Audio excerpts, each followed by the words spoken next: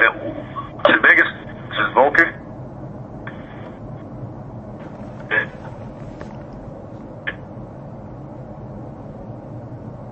felt like it was ran. Oh, sorry. Could you say that again? You were just breaking up again. Sure, not a problem. When I first joined on, it was a big company, but it was driven and managed at the division level. Meaning that there was some authority in how we did things, even down to the point of accounting and credit departments were all localized. And then, I would guess that it was about the time of the Martin Marietta takeover, and all good reasons we start consolidating and trying to, do things the same way across the board and centralize some functions like accounting or credit. Not all bad things, but at some point, you've got to be able to run your business locally. And I will say this without a stutter in my voice, it has gotten to the point where if it doesn't come down from Birmingham, we don't do it. I say we, Vulcan. So it is driven by very few.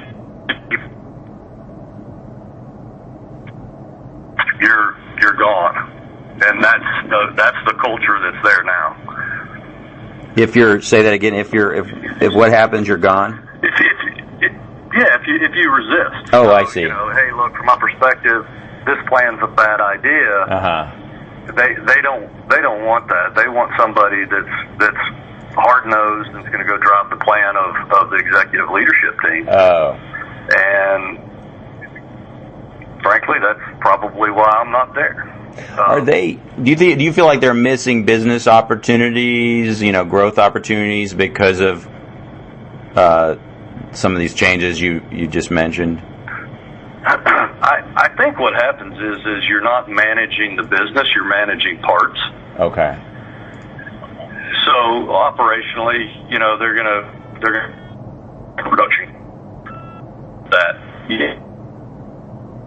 now we got this one job, our cost is going to go up. But what if I could increase our revenue far outscales what the operating cost goes up? That's a smart business decision, and that's something that a mom and pop, they're going to make that decision in a room of about 2 or 3 people. They're going to go forward with it. So it's that boat, just a gigantic ship that's getting driven, and it's just we don't change course. We've got it. I say we, they. Yeah. They're not agile enough to just. And I understand they're in a time of change, and they're going to force it. But I think they're missing opportunities because of it. Very interesting. Any other points to make about that, or then I'll ask you a few. Otherwise, I'll ask you a few more kind of industry type questions. No. It's and I did. You caught me. I tried to give you the lens that I was going to be speaking through. So, no, I think it's it's a strong company that's got to make they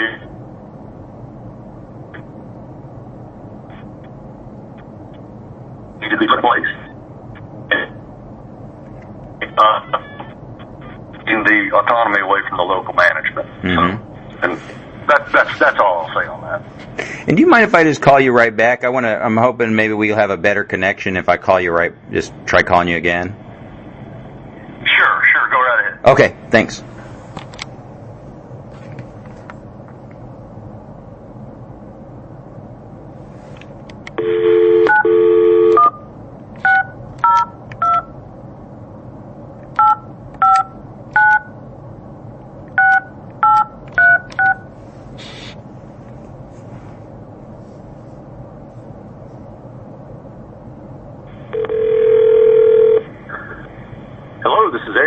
Hey, Eric.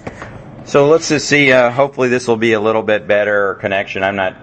Who knows if it will or not, but we'll try. Okay. You sound a little clearer now. Let's see. Okay, good. So that was real helpful. Here's one question we're looking at. If the U.S. were to enter into a mild economic downturn, how do you think the industry would be impacted? Conservative with some acquisitions in the past. But you look at the New Mexico Torrance facility that we bought. That thing will never be profitable. And I just scratch my head on why we did it. Now it's small. It's not a needle mover for the company, right? But 10 years ago, we would have just never done that. And a lot of that, I think, had to do with local leadership out west. But yeah, I would say I would give overall, strategically, location-wise, how we acquire, our growth strategy. Not fully understanding Martin's, I would say that we're slightly better. I think we used to be much better. I would say from a local management, pricing strategy, and all that, Vulcan's more consistent across the board. Martin, in different areas where I competed against them, they were a bit more sporadic. And I'll use Florida as an example. They had a foothold in the asphalt stone going into Northeast Florida, and I literally put a pencil to it, and I literally couldn't get material landed for what they were selling it for. And so I'm scratching my head, but the truth is they had a better mousetrap, and they were keeping me out of it. Yes, they could have gotten 10% more, and probably never lost any business. Maybe even more on pricing. But the truth was they kept out the competition, and there's value in that too. So while I sit there and say that discipline and pricing and things like that, Vulcan's more disciplined, maybe we are, but we also invite some backward integration and some, but we try to be the market leader. Vulcan tries to be the market leader on pricing, whereas sometimes I think Martin's happy to follow depending on the market. But they're not undisciplined. That doesn't mean that they're not disciplined. I've learned that through the years. That's interesting. And then just curious, like, for us, a concern. So one of the things we're really wrestling with is just, do we invest now?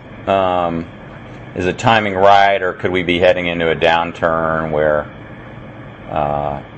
potentially it could be a struggle if you invest now and then you head into a downturn a year from now, an economic downturn, or 2 years from now?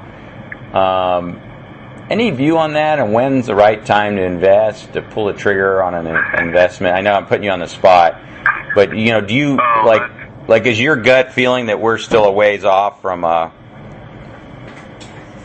any problems for the industry?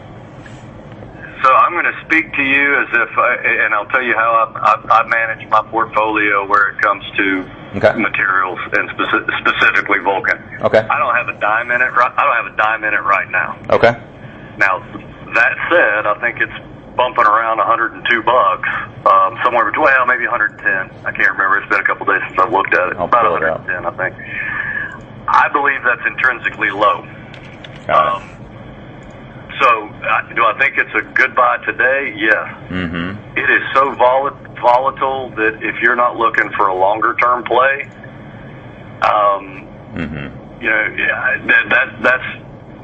that's a bit spooky, because I do think that we're a year or two away from at least a little bit of a backslide. Okay.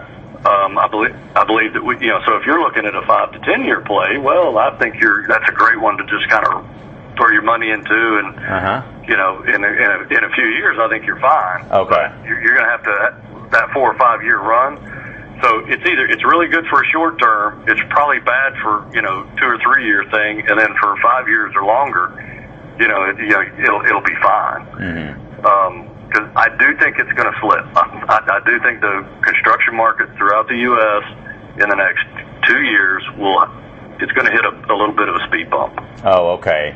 So maybe kind of peaking soon is what you're thinking, like this construction demand starting to plateau. Yeah, one thing that we were curious about when we were looking at 2008 and 2009 as a proxy, it was interesting because volumes for aggregates didn't actually kind of bottom out for like another 3 or 4 years